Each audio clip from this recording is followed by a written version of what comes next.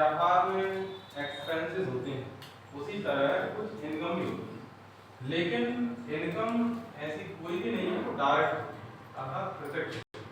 सारी income indirect होती है, क्योंकि जो व्यापारी हैं, बिजनेस के मालिक हैं, वो बिजनेस कर रहे हैं, कोई भी जो बिजनेस जिसका चला रहे हैं कर रहे हैं, उसमें खर्च करने के बाद जो प्रॉफिट बचता है वो उनका प्रॉफिट है ना। बाकी जो इनकम जो होती है, जो भी इनकम अपन सीख रहे हैं, ये सारी एंट्रीज अप्रत्यक्ष हैं, मतलब इनका सीधा संबंध बिजनेस से नहीं है, ये अलग से एक्स्ट्रा है। जैसे कि अपन समझ रहे हैं, जैसे कि आप एक बार इंटरप्रेस करेंगे,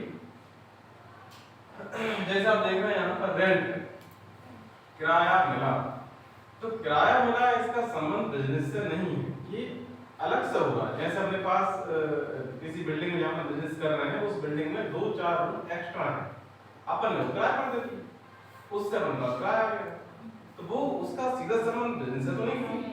माने अपनी कोई फैक्ट्री है, अपनी शॉप है, या कोई शोरूम है, एजेंसी है, तो उसमें अपन जो भी काम कर रहे हैं उससे इसका संबंध नहीं है, ये अलग से आ गया। तो ये सारी इनकम जो है इनडायरेक्ट होती है, अप्रत्यक्ष है। तो इनकम को आपको याद रखना है, जैसे मैंने खर्च को बाय किया था, इसको टू करना, पर इतना याद रखना कि इनकम जितनी होती है वो सब अप्रत्यक्ष होती है, इनका सीधा संबंध बिजनेस से नहीं होता है। अब आपको याद तो रहेगा कि एक्सपेंसेस को बाय करते हैं, इनकम को टू करते हैं, उल्टा करते हैं। अब जब तुम्हें आप इनकम का नाम लिख रहे हैं, तो बाय में क्या लिखेंगे? जो इनकम आपको हो रही है, वो इनकम किस माध्यम से आप प्राप्त कर रहे हैं, उसका नाम आप बाय में लिखते हैं।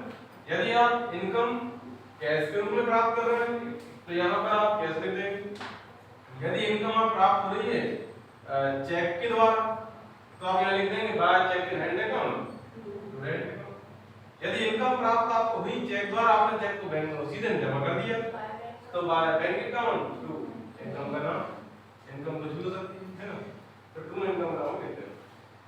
अब फोन पे, गूगल पे ऐसे मिली तब भी बात नहीं है। अब नेक्स्ट रेंट क्लियर हो गया, तो ये देखो जैसे कि चेक इन हैंड, अपने पास चेक आ गया और अपन ने चेक आज के आज नहीं भेजा, तब आप ये चेक इन हैंड लिखना और टू में नेक्स्ट। बैंक कब आएगा? जब अमाउंट बैंक में आ चुका है, ठीक है। नेक्स्ट इंटरेस्ट, देखो इंटरेस्ट यहाँ पर क्या होता है, डायरेक्ट ब्याज पर रुपए देने के लिए कोई लाइसेंस लेना होता है। आम इंसान, आम व्यापारी, कोई बिजनेसमैन होता है, किसी को भी ब्याज पर नियम अनुसार रुपए नहीं दे सकता, ना ही किसी से ब्याज वसूल कर सकता, इसका अधिकार उसको नहीं, इसलिए ये इनलीगल होता है, लीगल ही नहीं, इसलिए वो एंट्री नहीं कर सकते। तो अगर एंट्री करना है तो क्या करना पड़ेगा? एक लाइसेंस बनवाना पड़ेगा कि ब्याज पर रुपए दे सकते हैं। उन्होंने अगर ब्याज पर देने का लाइसेंस बनवा कर रख लिया है, तब तो ब्याज पर रुपए देकर एंट्री कर पाएंगे, नहीं तो नहीं कर पाएंगे।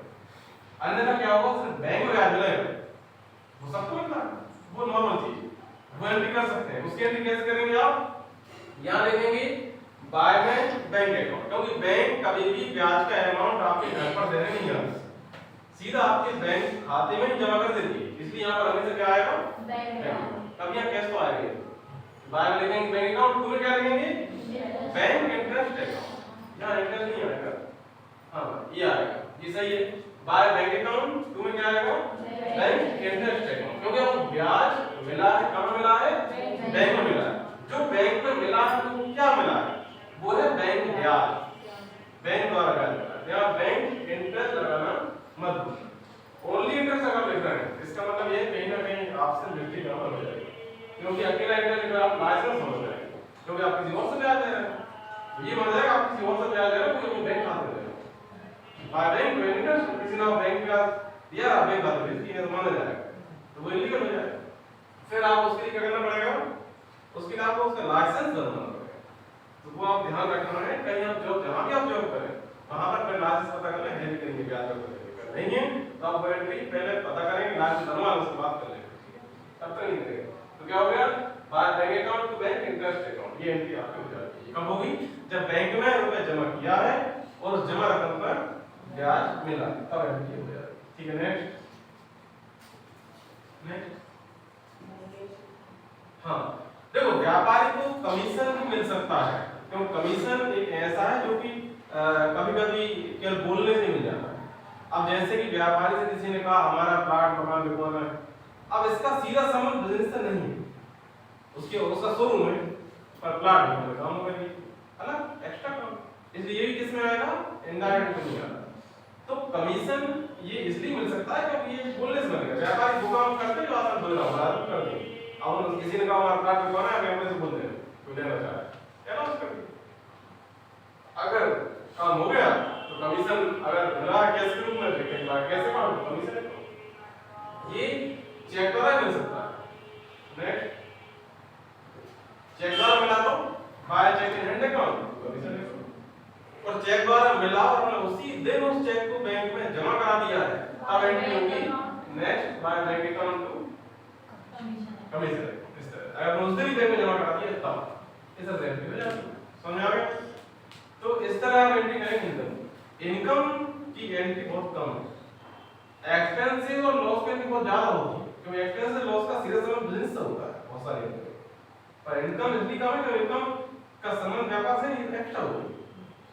तो व्यापारी बिजनेस में लास्ट में प्रॉफिट बचता है वही उसका मेन है, वो प्रॉफिट रूप में लिखते हैं उसे, प्रॉफिट एंड लॉस, इसलिए आपको अलग से इनकम की एंट्री ज्यादा नहीं मिलेगी।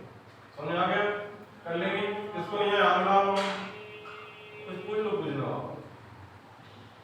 किसी को नहीं पूछना पूछो, कुछ कंफ्यूजन है तो पूछो, हम बता देंगे आपको कैसे पूछना है।